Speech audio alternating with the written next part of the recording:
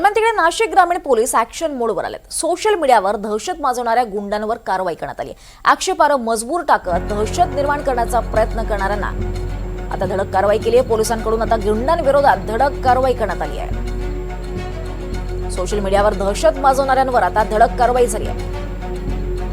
आक्षेपार्ह मजकूर टाकत दहशत निर्माण करण्याचा प्रयत्न करण्यात येत होता आणि यावर आता कारवाई करण्यात आली आहे। नाशिकमध्ये ग्रामीण पोलीस हे ऍक्शन मोडवर आलेत। अधिक माहिती घेऊयात आमचे प्रतिनिधी वैभव घुगे यांच्याकडून। वैभव, काय अधिक माहिती आहे? अगदी खरं आहे दीपाली, नाशिकमध्ये जे आहेत गुन्हेगारी खरंच मोठ्या प्रमाणात डोकं वर काढते आहे। त्यानंतर जे आहे पोलीस जे आहेत ऍक्शन मोडवर आले आहेत। खरं तर नाशिक शहरामध्ये 9 महिन्यांमध्ये एकूण 46 खून झाले आहेत।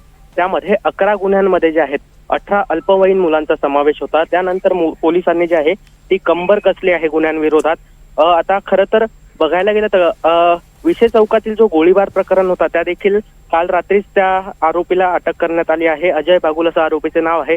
त्यानंतर देखील काल ग्रामीण पोलीस जे आहे ते आता ऍक्शन मोडवर आले आहेत। खरं तर सोशल मीडियावरती गुन्हेगारीबद्दल ज्या रील्स अपलोड करतात त्यानंतर वातावरण जे आहे ते दूषित होतं असं काही प्रकारे पोलिसांकडून सांगण्यात आलं आहे। आता सोशल मीडियावर कोणी आक्षेपार्ह पोस्ट जरी केली त्याला देखील अटक करून त्याच्यावर गुन्हा दाखल करण्यात येईल असं देखील प्राथमिक माहिती पोलिसांकडून आपल्याकडे देण्यात आलेली आहे। दीपाली, निश्चितच वैभव, धन्यवाद या सविस्तर माहितीसाठी।